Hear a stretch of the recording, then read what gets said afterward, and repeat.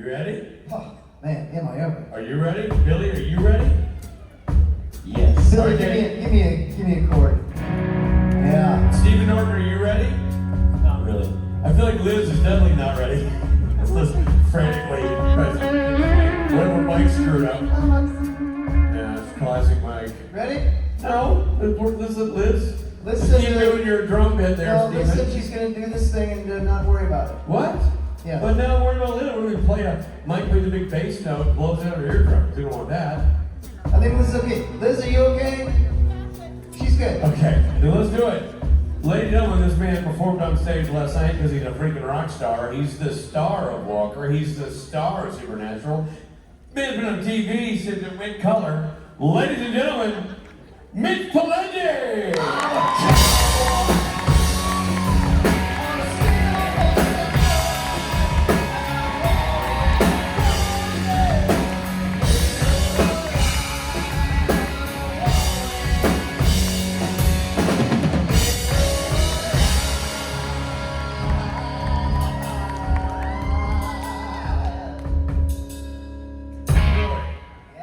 Hey, how y'all doing? Mitchie. I need hugs from everybody up here. Oh, I love these guys. This is the best damn band. Oh, wait a minute.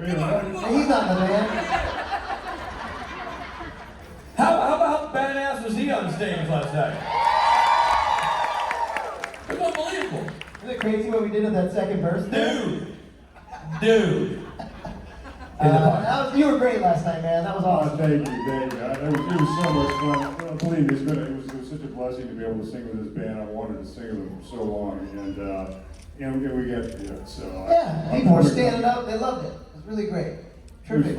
It was fun. I mean, I don't know if you see me singing Prince, but I did. We see you now. See you now. All right, Well, Mitch. enjoy. Thank you. So,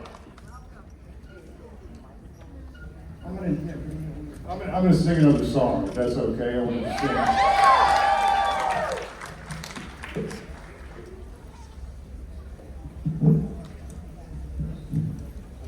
Then I'll take some questions.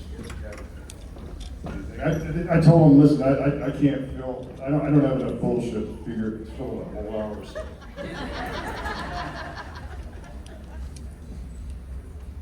This is a Jason Aldean, You Make It Easy. You hear that? Now I need to get a pick. And I got one, and then I need to put the cable in the right place. This is how this stuff works. And I got to count the frets, I think. Let me see if I got it right.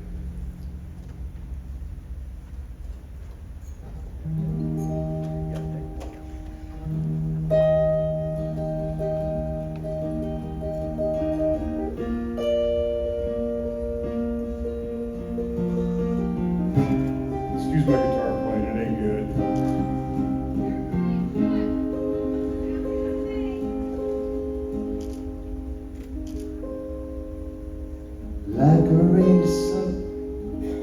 Like a rainy Sunday morning makes me wanna stay in bed, twisted up all day long.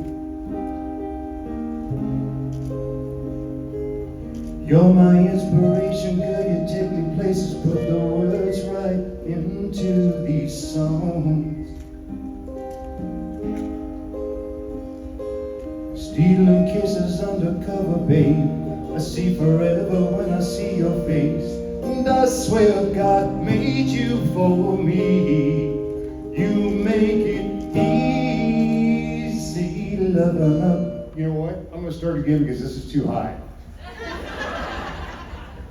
all right, Swain, do it all the time. You're good. Now that I've wasted like enough of your time. Okay.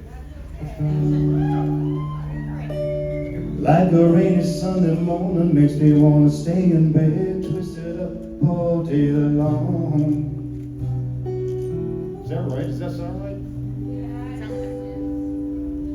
You're my inspiration, girl, you take me places, put the words right into these songs.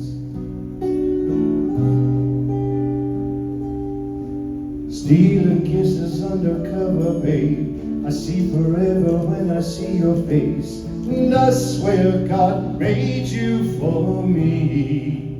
You make it easy loving up on you. Make it easy with every little thing you do. You're my sunshine in the darkest days, my better half, my saving grace. You make me who I wanna be. You make it easy.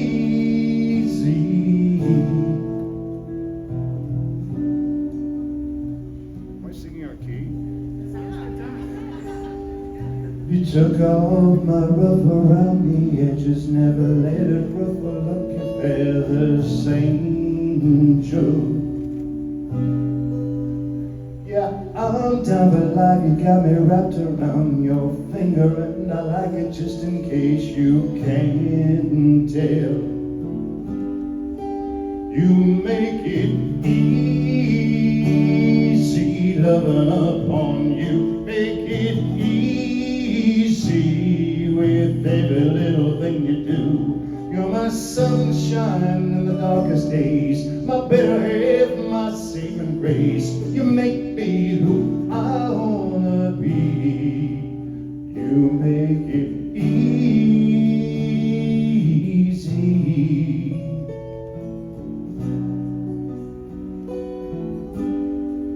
You make it easy.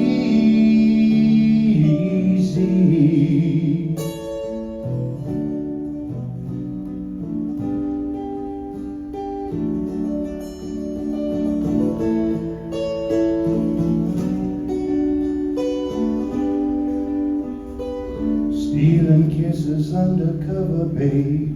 I see forever when I see your face. And I swear God made you for me. You make it easy loving up on you.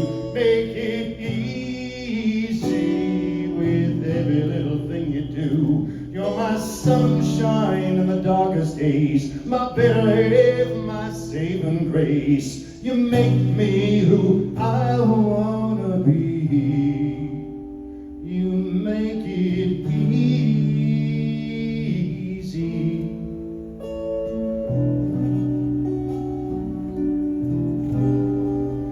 You make it easy.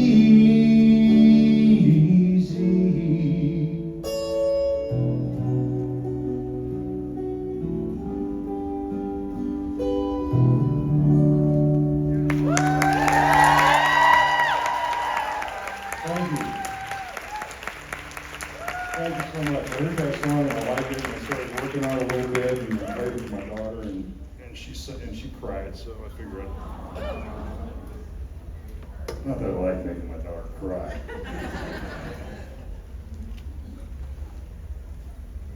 Anyway, that's that. I got that out of the way. I just wanted to sing that song, so I like it. And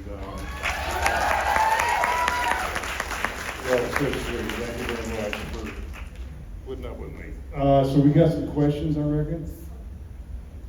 I was wondering what scenes were difficult to shoot or got ruined by Jared or Justin while you were on Supernatural?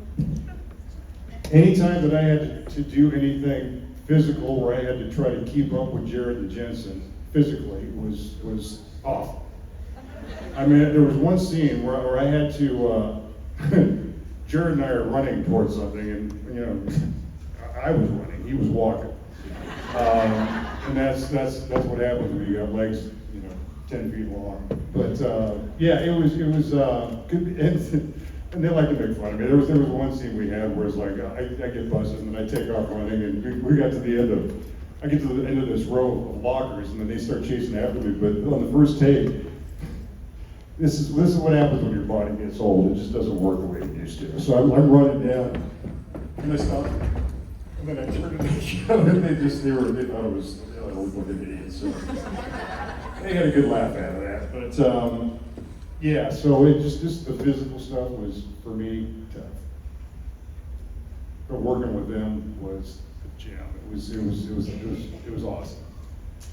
And the first time I told Jensen this, a couple days after working with him, I said, and you've probably heard this before, but I took him aside and I said, both of you guys have got your heads screwed on so right, and I'm so proud of you, and just stay that way.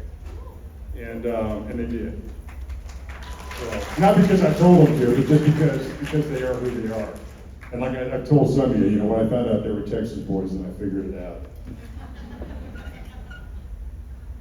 But that's it. Okay? How you doing? Hi, Mitch, how are you? Good, thank you. So you were phenomenal last night. Thank you. Highlight of my night. If you had the opportunity to perform again at a future SNS, what is something that you would like to play? We're talking about Johnny Cash. So I might be singing some Johnny Cash. There's a song that he did called "Get Rhythm" that I really like. But I mean, there's any number of things that Mr. Cash did. I'd love to try to sing. So, but there is one here. Just put up with me for a second. There is one song that we may be working on. Here's a little tease.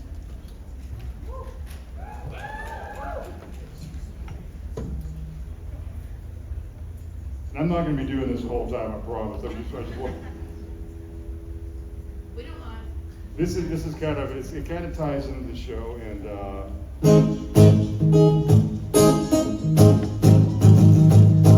Well, I've got a girl and Ruby is her name.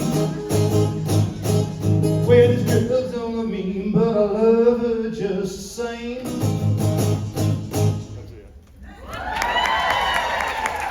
that's it. There was a Ruby character on the show, wasn't there? Who played that? Genevieve. Really?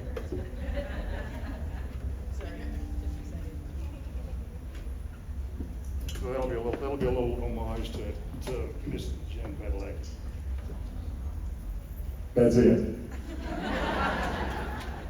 I promise I won't pull the guitar out again. Hi. Hello, Mitch. I was so hoping that I could do a meet and greet or do some kind of one-off, but by the time they announced you as a guest, my budget for meet and greets and offs had gone, so I'm so glad I can do this question and game with you. So I actually have been watching you on television since the X-Files, when you played ABC. So I'm a 90s teen, so that was a huge show for me, and so it was a beautiful surprise when you showed up on Supernatural as Samuel. And these were the days when you didn't announce, right? You didn't have social media back then, so we didn't know who was going to play who. It was just like, whoa, oh my God, that's him, and So I just had a question. I know that you've been in the business since the 80s. I looked up your bio before X-Files, and as soon as Yeah, I'm old, but yeah. no, I'm 46, so yeah, so I'm right there with you. No, darling, I'm 71. Age is just a number. I believe in that. Yeah. But you got it right. Thank you so much. I just love the way you act. And so my question, or just say observation, kind of you can answer as simple as you want. How do you feel about the evolution? Like you've been here since the 80s, and now so many things have changed. And how do you feel about change, in all aspects, whether it's movies or the filmmaking or just guest starring. And the shows of yours that I really liked also were, of course, X-Files, Supernatural, and then Stargate Atlantis, because you had a lot of episodes there. I like the Stargate universe as well. So just a simple answer. You can do your best to answer it. Yeah, no, the industry has changed a lot over 40 plus years that I've been doing this,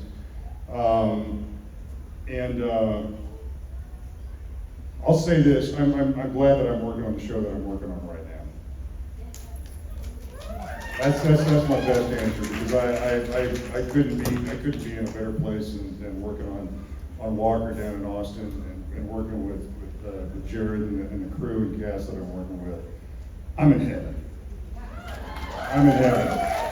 It's the best experience I've ever had. I mean, working on the X-Files was a great piece of work, and I will never not say that it was a wonderful experience for me to work on. But in total, my experience working on Walker right now it compares to nothing that I've done. It's we got a cast and crew that truly love each other and work our asses off to make everybody, you know, to get our crew home so they can spend time with their families.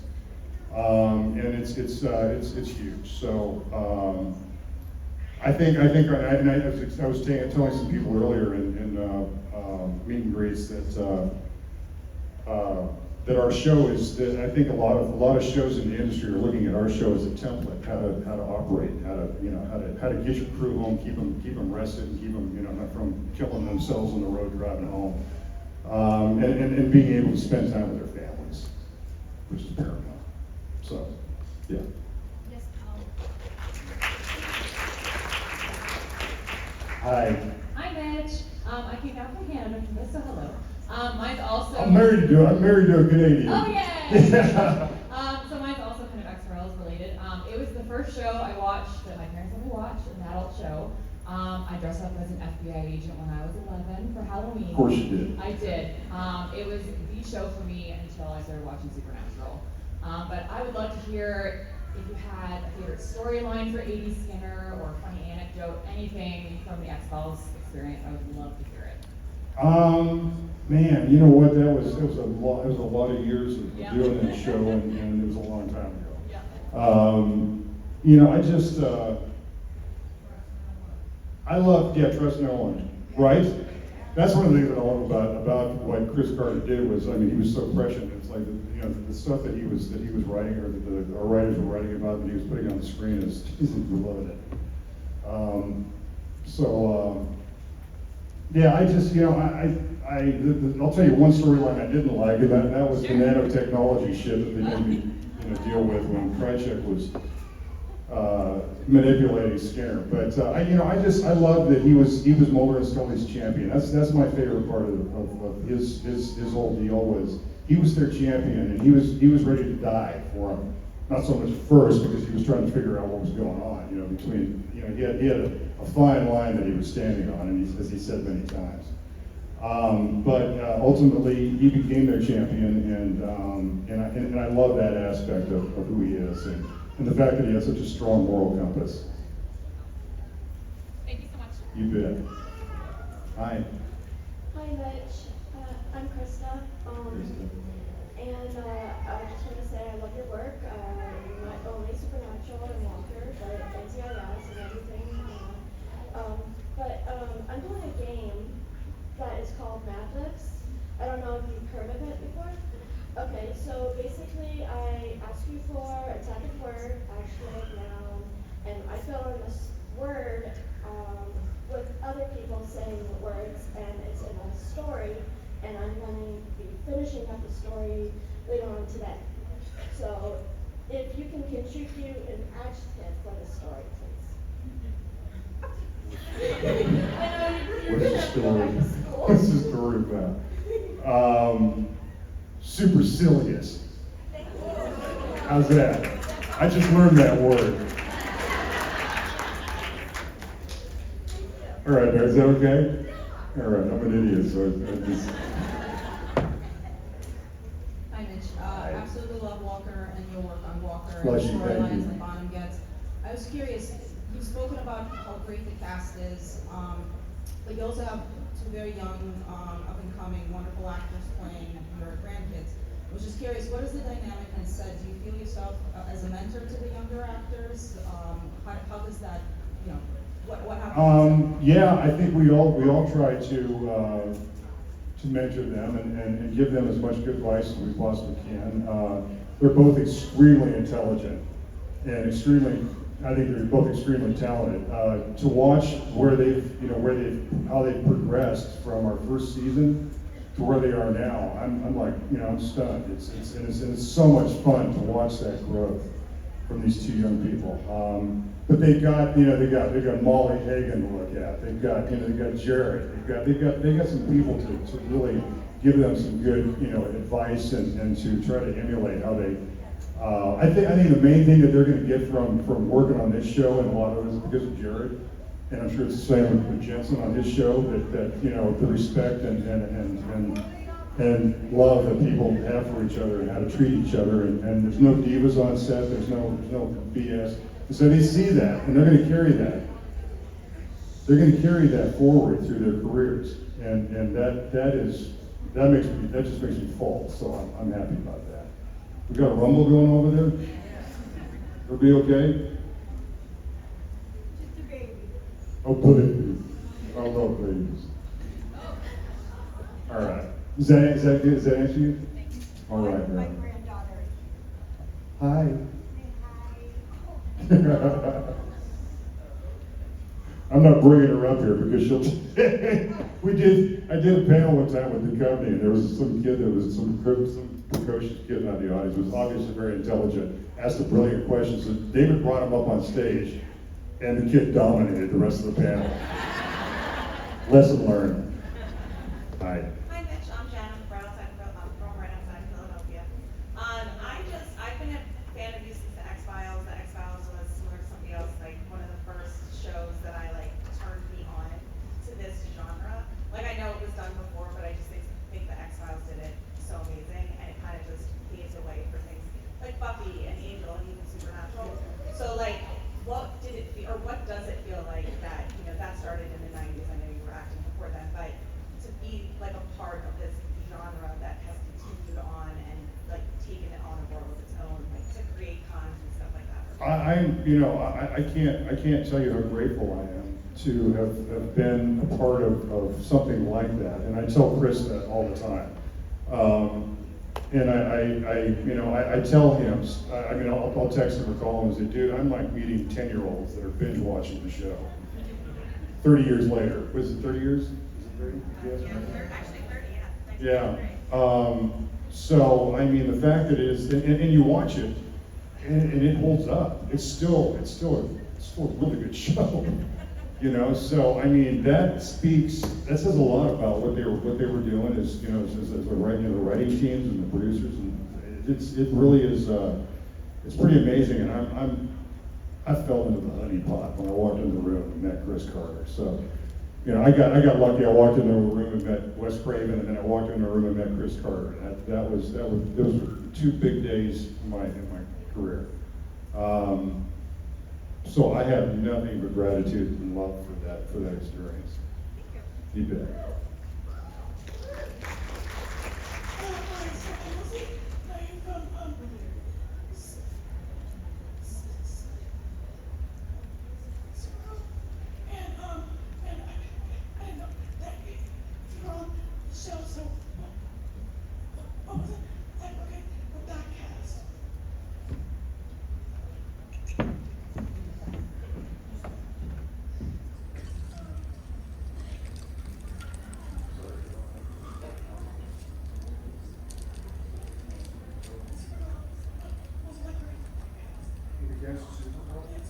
Okay, so working with the cast of Supergirl, I did about four episodes.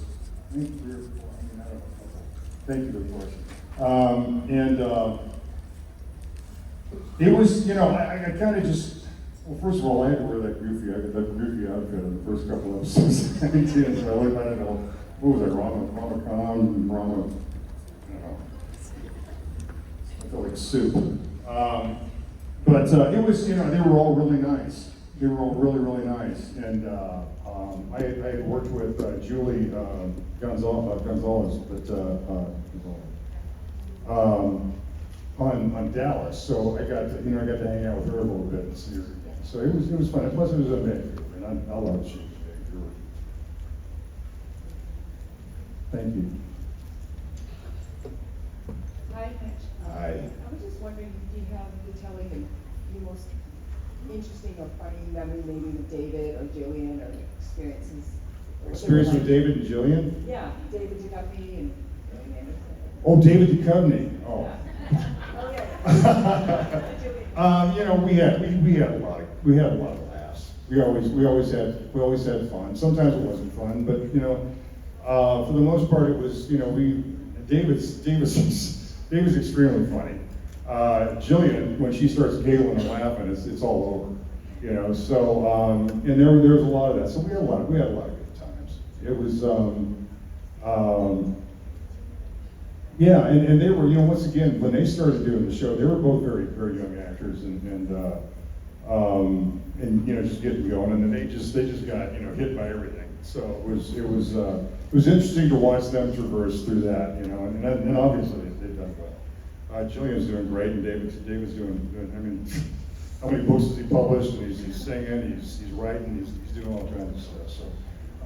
But it was, you know, I mean, X-Files was a huge part of my life, so I'm very grateful to have been part of it. You bet. Hi. Hey Mitch, how you doing? Good.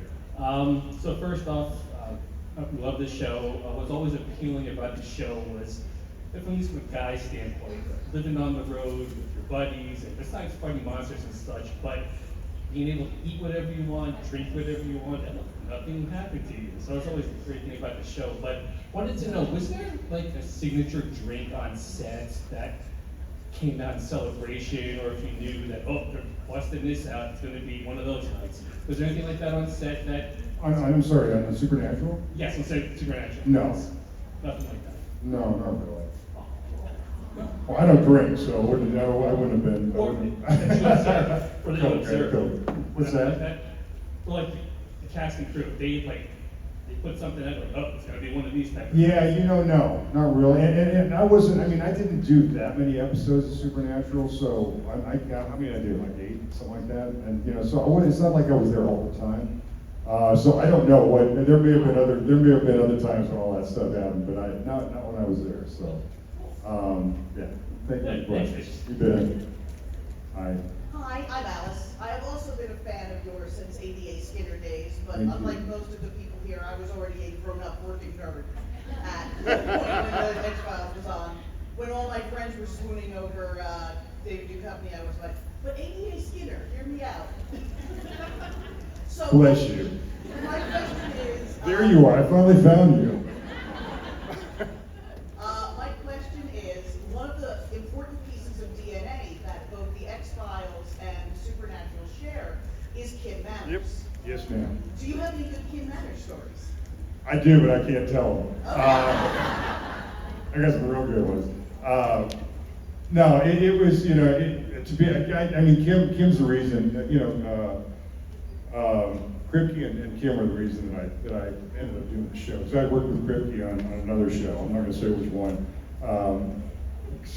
Anyway,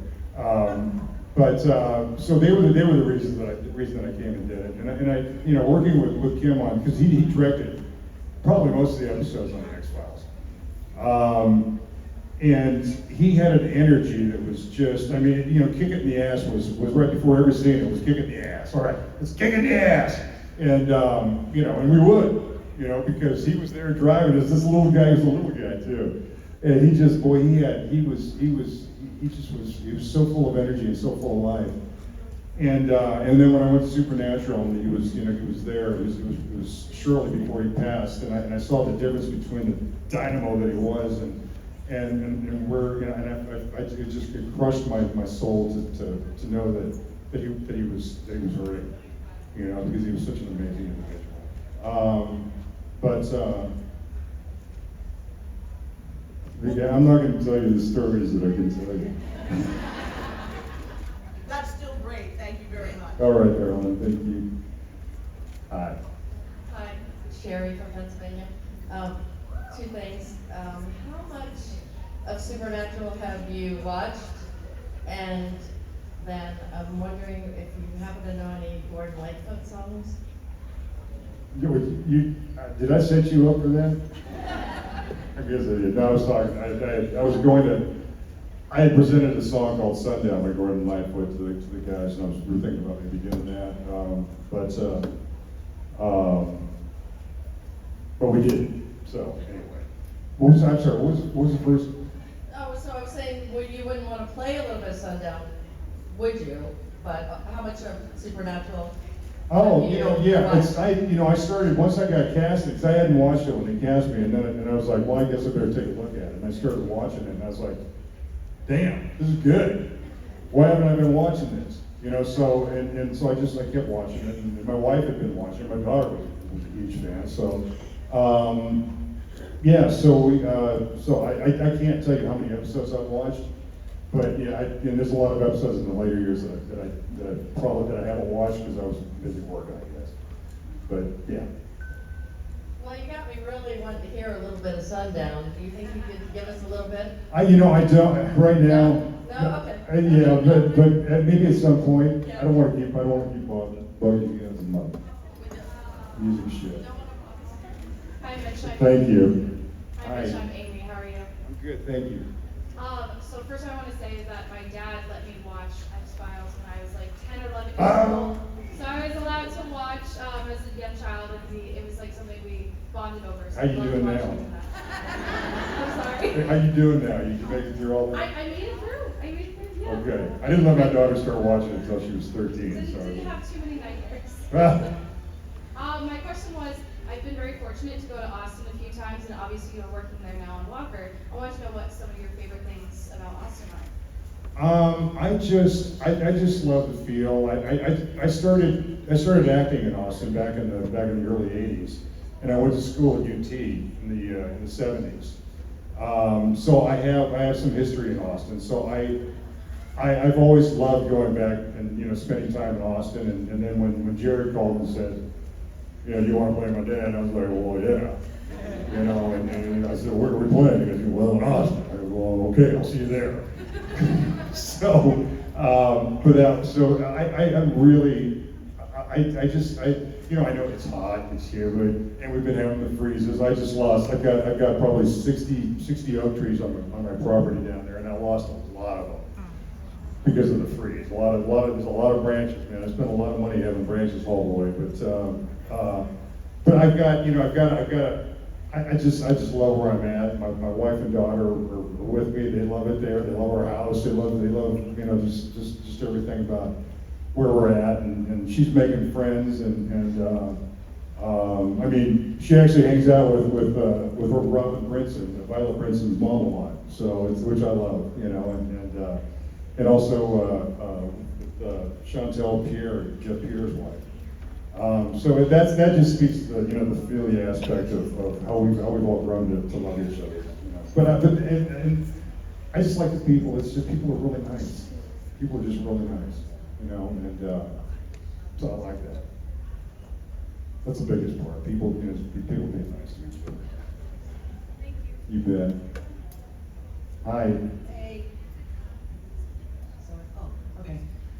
I have a question, but I just want to tell you a very quick thing.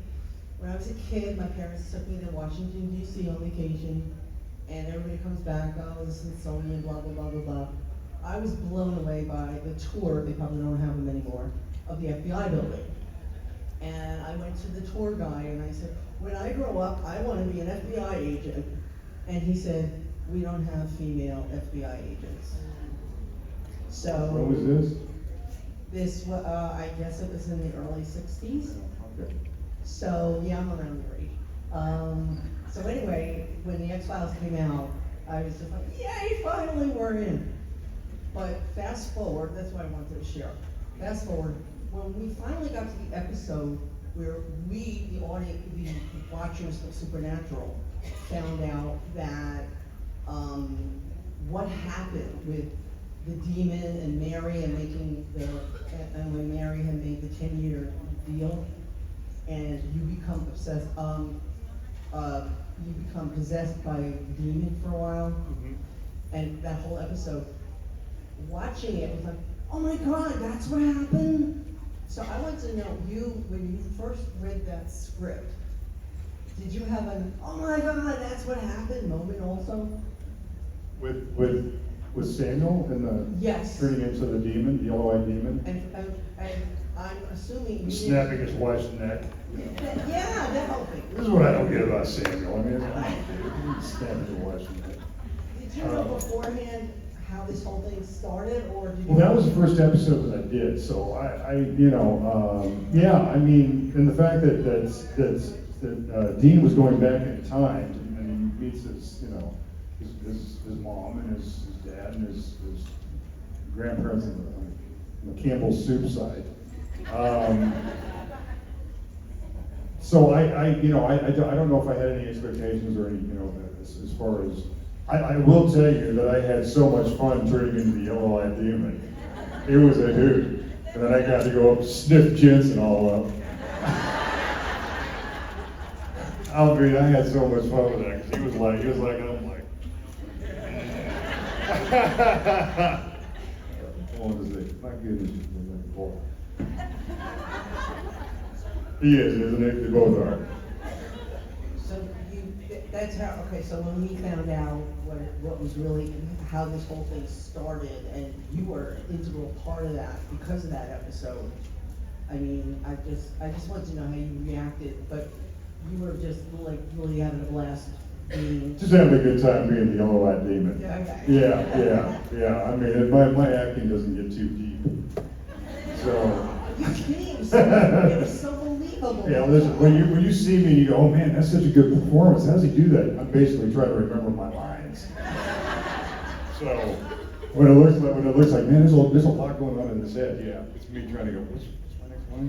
What am I saying? All right. Thank you very much. You bet, girl. Thank you. Hi. Hi, Mitch. My name is Monica, and I'm from Seattle. I'm Monica. I've been watching you for a very long time, and you were just talking here about how you lightly, or of your take on the yellow ID and everything. I want to take you back a little bit further to when you were in Shocker. Oh. That was that was the first time that my husband and I saw you, and I mean, it was just like, you were so creepy. Thank you. How do you prepare for a role like that? I just go crazy. I had Wes Craven off camera, egging me on and telling me, he was throwing lines at me, and I'm like, oh God, Wes, oh no, you can't say that. Okay, he said it great. I'm a ham. That's where it comes from. I'm a ham. So. Yeah, but it was. I mean, some of it was, but some of it was tongue in cheek, and some of it was goofy. And Wes had a really corny sense of humor, and you can see it in a lot of his films. And I would tell that to his face if he was still alive. He knows that. And I loved him to death. I don't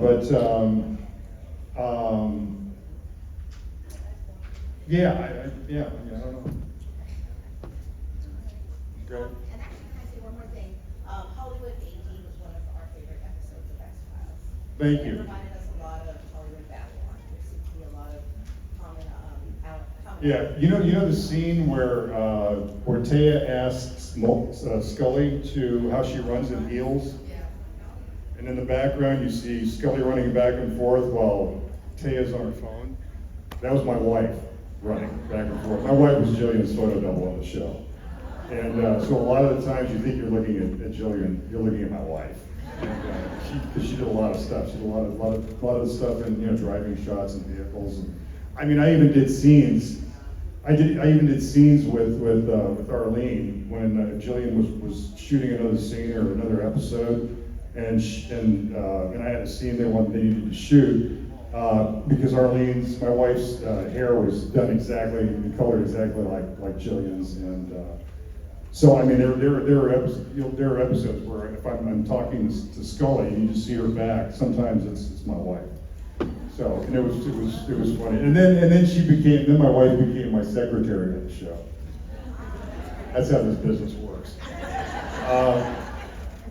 You bet. But anyway, so it was hilarious. My wife sometimes she'd come into a scene where Skinner's being Skinner in his office, and she comes in and to tell me, give me a message or something like that. And I turned to her and she would just start laughing, and I go, what? She goes, that's just not you.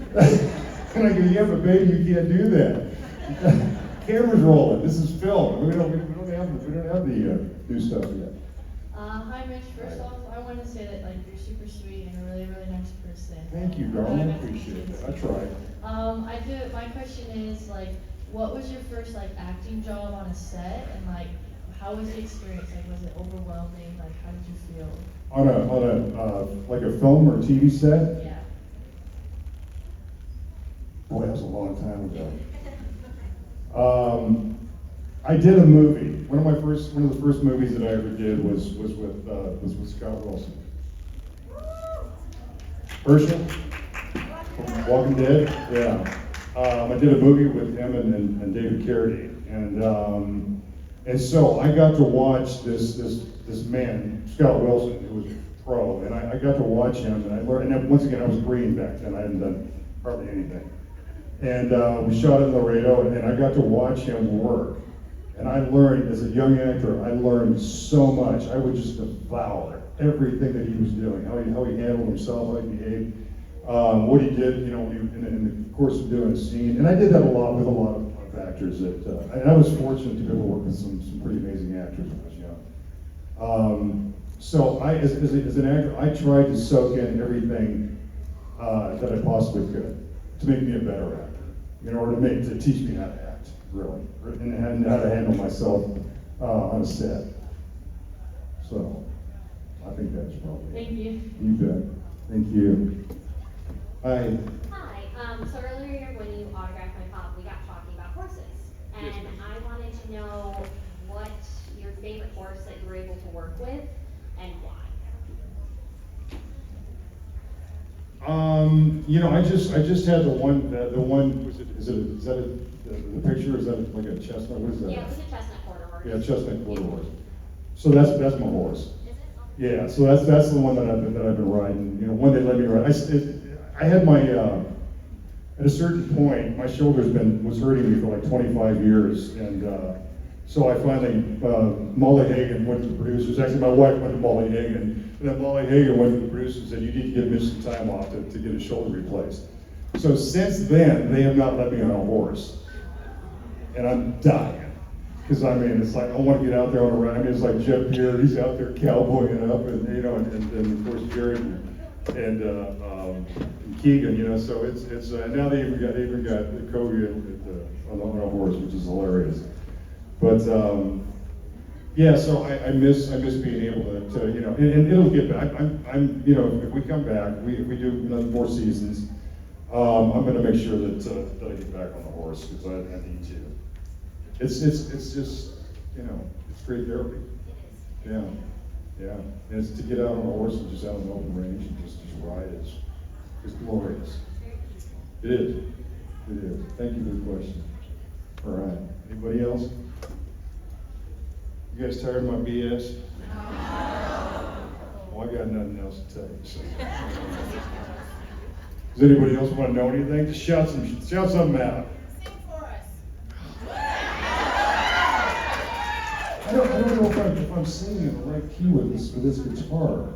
I'll just sing.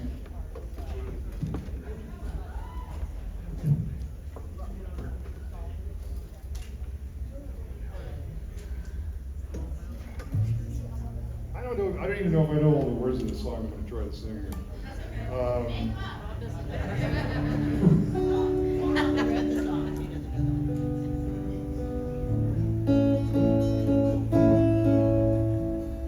Where the sun is surely sinking down, and the moon is slowly rising. I don't know the chorus, I forgot the chorus. This old world must still be spinning around, and I still love you.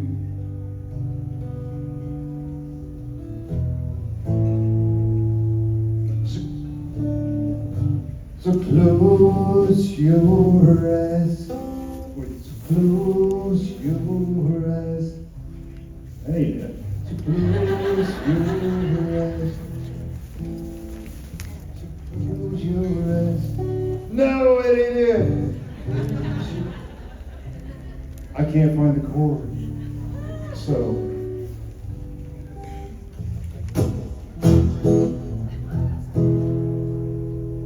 I'm gonna tell you a story that you won't believe. But I fell in love last Friday evening with a girl that I saw on a ballroom TV screen. No, I ain't gonna sing that.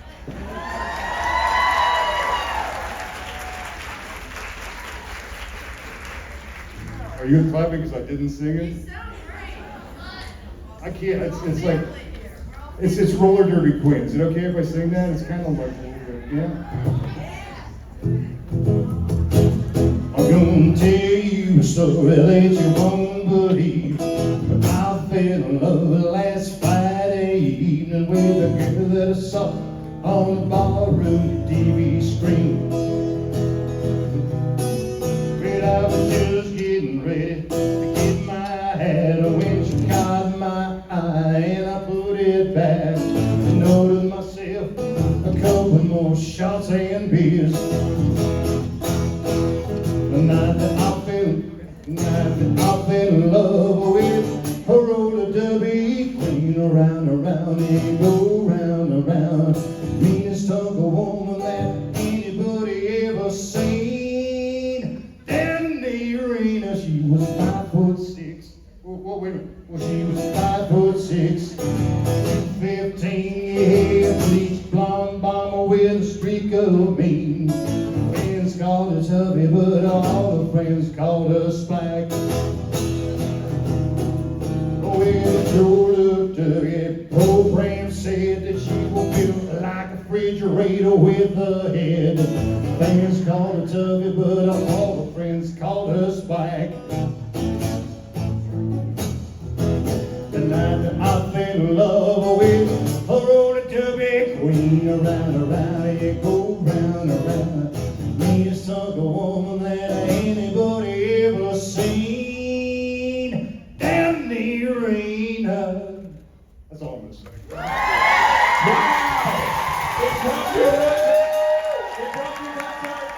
It brought you concert. It's pop sensation. Mitch Pileggi. Ladies and gentlemen, big time, Dr. That was awesome, man. Thank you guys, I love you all. Thank you.